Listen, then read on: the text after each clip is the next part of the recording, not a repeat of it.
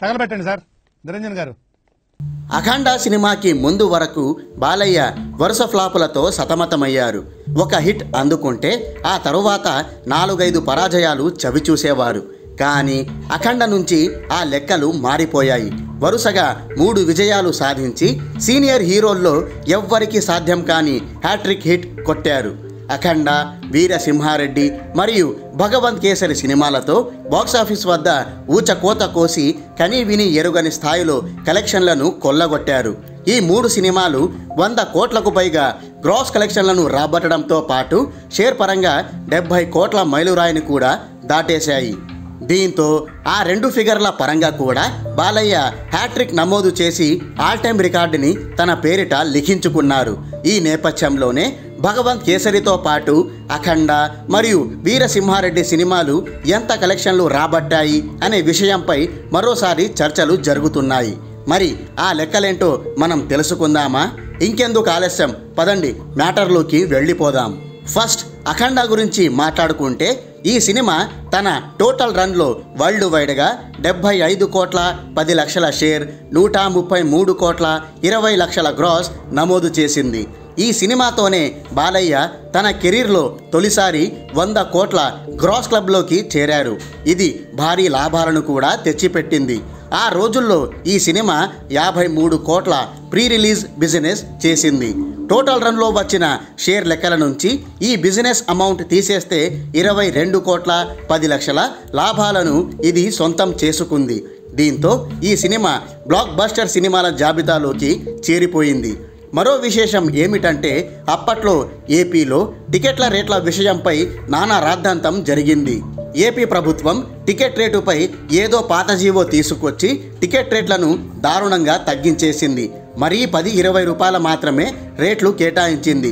అలాంటి సమయంలోనే ఈ సినిమా ఊచకోత కోసి భారీ వసూళ్లు నమోదు చేయడం నిజంగా చాలా గ్రేట్. ఒకవేళ సాధారణ టికెట్ రేట్లే ఉండి ఉంటే బహుశా ఈ సినిమా 90 నుంచి 100 కోట్ల మధ్య షేర్ కలెక్ట్ చేసి ఉండేదని ట్రేడ్ వర్గాలు అంచనా వేస్తున్నాయి. ఇక వీరసింహారెడ్డి విషయానికి వస్తే ఈ సినిమా తన టోటల్ రన్లో 79 కోట్ల 85 లక్షల షేర్, 134 కోట్ల 10 లక్షల గ్రాస్ రాబట్టింది. అఖండ తర్వాత బాలయ్య ఈ సినిమాతో రెండోసారి 100 కోట్ల గ్రాస్ క్లబ్లోకి చేరిపోయారు. ఈ సినిమా కూడా మంచి లాభాలనే కైవసం చేసుకుంది. 73 కోట్ల ప్రీ రిలీజ్ బిజినెస్ చేసిన ఈ సినిమా 6 కోట్ల 85 లక్షల లాభాలను తెచ్చిపెట్టింది. దీంతో ఇది సూపర్ హిట్ సినిమాల జాబితాలోకి చేరిపోయింది. నిజానికి ఈ సినిమాతో పాటు సంక్రాంతి సమయంలో వాల్తేర్ వీరయ్య కూడా పోటీగా రిలీజ్ అయింది.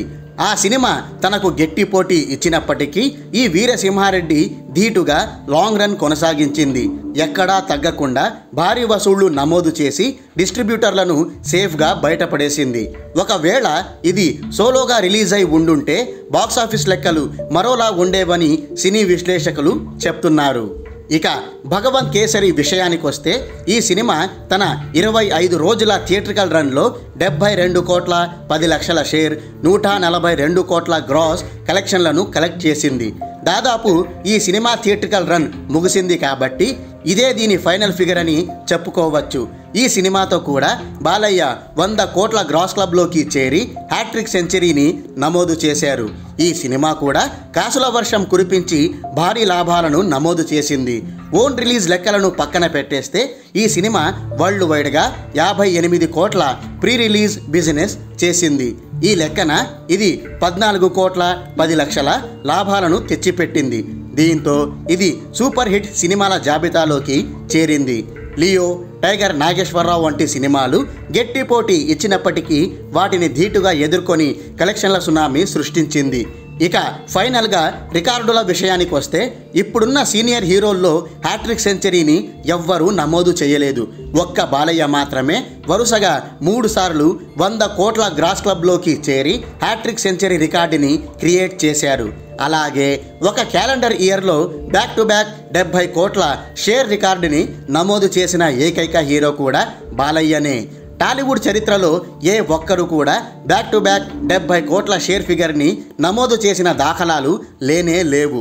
ఈ రోజుల్లో యువ హీరోలకు ఏడాదికి ఒక సినిమా రిలీజ్ చేయడమే గగనమైపోతుంటే బాలయ్య మాత్రం 2 సినిమాలను విడుదల చేసి ఆల్ టైమ్ రికార్డుని సృష్టించారు. మరి బాలయ్య నెక్స్ట్ సినిమాతో కూడా తన సక్సెస్ ట్రాక్ని కొనసాగిస్తారా లేదా అనేదే వేచి చూడాలి. అయిపోయి